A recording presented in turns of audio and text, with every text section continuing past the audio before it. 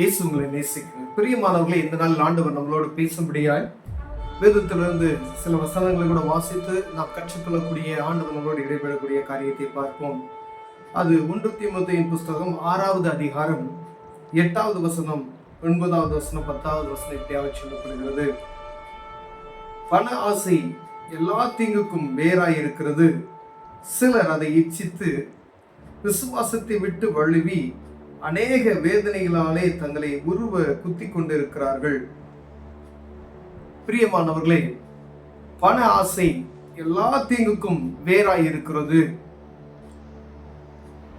பணம் தேவையானது ஒன்று, ஆனால் அதுவே ஆசையாக மாறி நம்முடைய ஆவிக்குரிய வாழ்க்கைக்கு விரோதமாய், ஆவிக்குரிய வாழ்க்கைக்கு முற்றிலும் மாறுபாடானதாய் மாறிவிடாதபடி எச்சரிக்கையா இருக்கும்படி ஆண்டவர் உங்களோடும் என்னோடு கூட பேசிக் கொண்டிருக்கிறார். பிரியமானவர்களே, உண்ணவும் உடுத்தவும் நமக்கு உண்டாயிருந்தால் அது போதும் என்கிற கனவும், வாழ்க்கையில நமக்கு என்னென்ன தேவையோ அவைகளை மாத்திரம் நம் கையில் இருந்தால் போதும் என்று ஆண்டவர் சொல்கிறார். இந்த பூமியில வாழ்வதற்கான தேவைகள் எல்லாம் வேணும். அளவுக்கு மீறின ஒரு ஆசை வரும் பொழுது நம்மை விட்டு, அந்த ஆவிக்குரிய வாழ்க்கையை விட்டு நம்மளே ஆவிக்குரிய கெடுத்துக் கொள்ளுகிற ஒரு சூழ்நிலைக்கு நேராய் தள்ளப்படுகிறோம் என்று வேதம் சொல்லுகிறது. பிரியமானவர்களே, ஐஸ்வர்யவான்கள் விரும்புகிறார்கள், ஐஸ்வர்யவானாக விரும்புகிறார்கள்.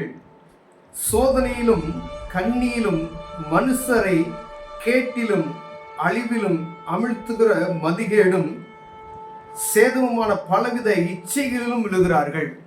பண ஆசை நிமித்தம் பாருங்க, ஐஸ்வர்யவானாய் மாற வேணும்ன்ற அந்த எண்ணத்துல விரும்புறாங்க. அது நிமித்தமாய் அநேக விதமான சோதனைகள்ல, கண்ணியிலும், நமக்கு வைக்கப்பட்டிருக்கிற கண்ணி அதுலயும் விழுந்துடுறாங்க. மனுஷரை கேட்டிலும் அழிவிலும் அமிழ்த்துகிற மதிகேடான காரியம் செய்யப்படுகிறது.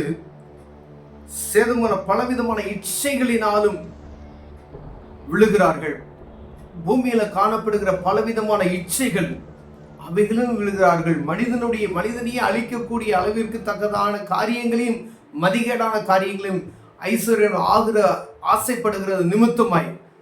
ஆனா வேதம் சொல்லுகிற, உன் உண்ணவும் உடுத்தவும் உன்னுடைய குடும்பத்திற்கான சகல தேவைகளை சம்பாதிக்கிறதுல அதுல ஒரு குறைவும் இல்லை. போதுமானது. உன் குடும்பத்துக்கு, உன் இனத்திற்கு எவ்வளவு தேவையோ அவைகளை சம்பாதித்துக் கொள்ளலாம். ஆனா அதற்கும் மேல மொத்தமா நம்ம மாறிக்கொள்ளணும், சேர்த்து கொள்ளணும், இந்த பூமியவே ஆளணும்னு சொல்லும் போது அது எல்லா தீங்குக்கும் வேறாய் இருக்கிறது. அதான் சொல்றது கீழ் வசனம், பண ஆசை எல்லா தீமைக்கும் வேறாய் இருக்கிறது. எவ்வளவு ஜாக்கிரதை எவ்வளவு இருக்கணும் பாருங்க. உங்களுக்கு தேவையானது நீங்க சம்பாதிக்கிறது போதுமானது. உங்க என்னென்ன தேவையோ அதெல்லாம் வச்சுக்கலாம். ஒரு காருக்கு 10 காரு, ஒரு வீடுக்கு 10 வீடு. எதை பாதுகாக்கணும்னு தெரியாது.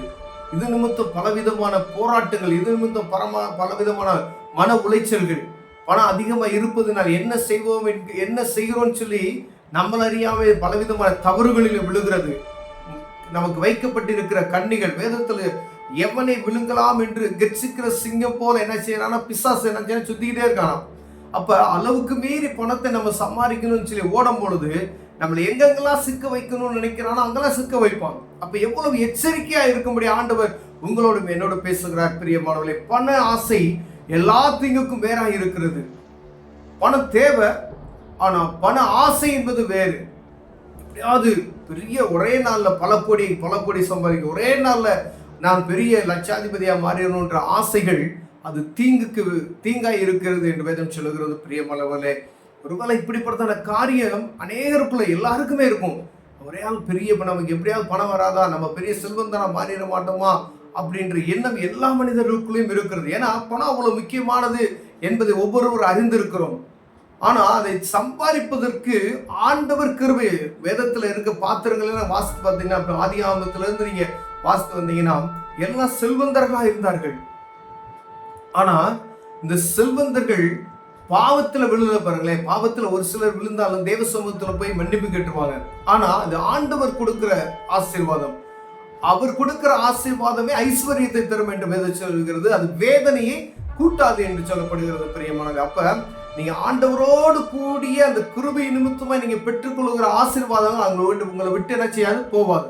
ஒருவேளை நீங்க ஒரே நாள்ல கோடீஸ்வரன் ஆகுது, அது பெரிய தீங்கான ஒரு காரியம். நீங்க படிப்படியா உயர்ந்த ஒரு பெரிய ஒரு மனிதனாய் மாறுவது அது எவ்வளவு மேன்மையானது. ஏன்னா எல்லாவற்றையும் நீங்க கற்றுக்கொண்டு படிப்படியா உங்க வாழ்க்கையில கஷ்டப்பட்டு உயர்ந்த ஒரு நிலைமைக்கு வரும்பொழுது அனைத்தையும் அறிந்திருப்பீர்கள் பிரியமானவர்களே. இந்த பண ஆசைன்றது எப்படி அப்படின்னா, ஒரே நாள்ல ஒரே மாசத்துல ஏதாவது ஒரு லாட்டரி அடிச்சுனா யாராவது நமக்கு காசை கொடுத்துருப்பாங்களே, அடுத்தவன் சொத்தை அப்படியே அபகரிச்சுக்க முடியாதா, யாராவது நமக்காக வச்சிருக்க மாட்டாங்களா அப்படின்ற ஆசைதான் பண ஆசை. எல்லா தீங்குக்கும் அது வேறாய் இருக்கிறது வேதம் சொல்கிறது பிரியமானவர்களே. கர்த்தர் ஒரு மனிதனை ஆசீர்வதிக்க வேண்டும் என்று விரும்பினால் அவன் ஆசீர்வதிப்பார். அவரை நோக்கி நீங்கள் பார்க்கணும். அவரை பார்க்கிறவர்கள் ஒரு நாள் வெட்கப்பட்டு போவதில்லை என்று வேதம் சொல்லுகிறது. அவரையே நீங்கள் நோக்கி பார்ப்பீர்களா, ஆண்டவர் உங்களை ஆசீர்வதிக்க வல்லமையுள்ளவராய் இருக்கிறார் பிரியமானவர்களே. ஆண்டவர் நமக்கு கொடுக்கிற ஆலோசனை பண ஆசை உங்களுக்கு வேணாம் அப்படின்னு சொல்றாரு. ஏன்னா அது உங்களுக்கு கண்ணியை விரும்பிக்கிறது. எப்படி உங்களுக்கு கண்ணி வர்ற தெரியாது. இந்த பிசாசு எப்படி உங்களை கண்ணில விளைவைப்பானே தெரியாது, பக்கத்துல இருக்கும். ஏன் அப்படின்னா ஒவ்வொரு இந்த வசனத்தை நீங்க மீண்டும் மீண்டுமாய் நீங்க வாசிக்கும் பொழுது, இந்த 1 தீமோத்தேயு 6வது அதிகாரம் 8வது வசனத்துல இருந்து நீங்க 11வது வசனத்து வரைக்கும் வாசித்தீங்க அப்படின்னு சொன்னீங்கன்னா, ஆவியானவர் உங்களோடு பேசுறது நீங்கள் புரிந்து கொள்ள முடியும் பிரியமானவர்களே. இது நிமித்தம் வரக்கூடிய அழிவுகள் எதாவது கேடலாம் அந்த நிமித்தமாய் வரும். ஒரு பணத்தை சம்பாதிக்கிறதுக்கு அளவுக்கு மீறி நீங்க சம்பாதிக்கணும்னு நினைச்சா அப்படின்னு சொன்னா இப்படிப்பட்டதான கேடான காரியத்தின் ஊடுவழியாய் ஊடுருவி செல்ல வேண்டியது வரும். அப்ப போதுமென்ற மனதோடு கூடிய அந்த இருதயம் நமக்கு வேணும். இது போதும், எனக்கு இவ்வளவு போதும் அப்படின்ற அந்த ஒரு நிம்மதி நமக்கு வந்துச்சுனாவே ஆண்டவர் நம்மளை ஆசீர்வதிக்க வல்லமையுள்ளவராக இருக்கிறார் பிரியமானவர்களே. கண்களை மூடுவோம் ஜெபம். அன்பின் தகப்பனே, ஆண்டவரே, பண ஆசை எல்லா தீங்குக்கும் வேறாய் இருக்கிறது. ஆண்டவரே, அது எங்களுக்கு போதுமான ஒரு மனதை எங்களுக்கு உண்டாக தேவன் எங்களுக்கு கிருபை பாராட்டுங்க. அதுக்கு உதவி செய்யுங்க.